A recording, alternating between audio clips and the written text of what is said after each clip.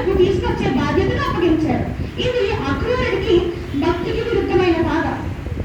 కంసుడు ఆజ్ఞ విన్న అక్రూరుడి మనస్సు ముక్కలైంది.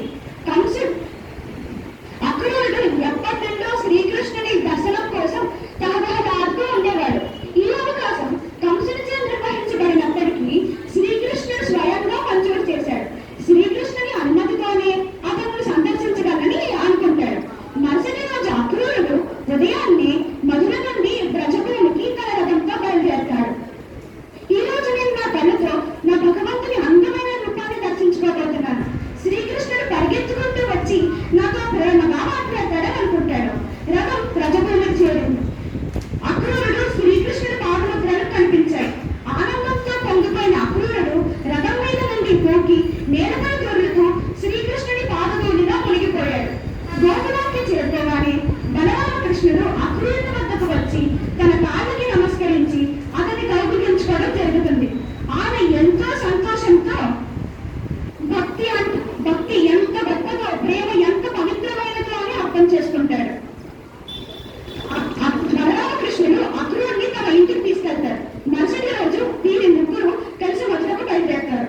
మార్గమధ్యంలో అక్రూరుడు యమునా నది తీరం దగ్గర తన నిత్యకాల కృత్యాల కోసం ఆగుతాడు. అతను నదిలోకి ప్రవేశించిపోతున్నప్పుడు నీటిలో శ్రీకృష్ణుడి ప్రతిబింబం కనిపిస్తుంది. అర్థం కాక వెనకకు తిరిగి చూస్తే శ్రీకృష్ణుడు రథంలోనే కూర్చొని ఉంటాడు. మళ్ళీ నీటిలోకి చూసినప్పుడు శ్రీకృష్ణుడి రూపం కనిపిస్తుంది.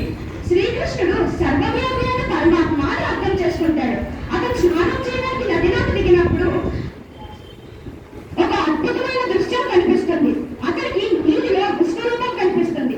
కృష్ణుడు శ్రీ మహావిష్ణువు రూపంలో, బలరాముడు ఆదిశేషుడుగా కనిపించడం వంటివి అతనికి దర్శనం అవుతాయి.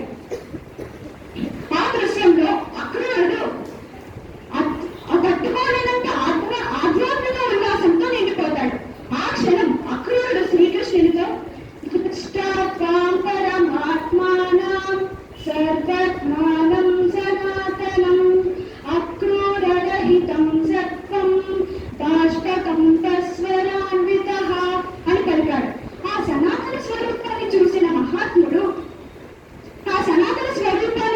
అక్రూరుడు ఆనందంతో పొంగిపోయి ఆనంద బాష్పాలు కలిగిన వాడే దగద్గద స్వరంతో కంపించాడు. భగవంతుడు స్వయంగా నాకు దర్శనమిచ్చాడు, ఇక నా జన్మ ధన్యమైంది అని అనుకుంటాడు. ఈ సంఘటన జరిగిన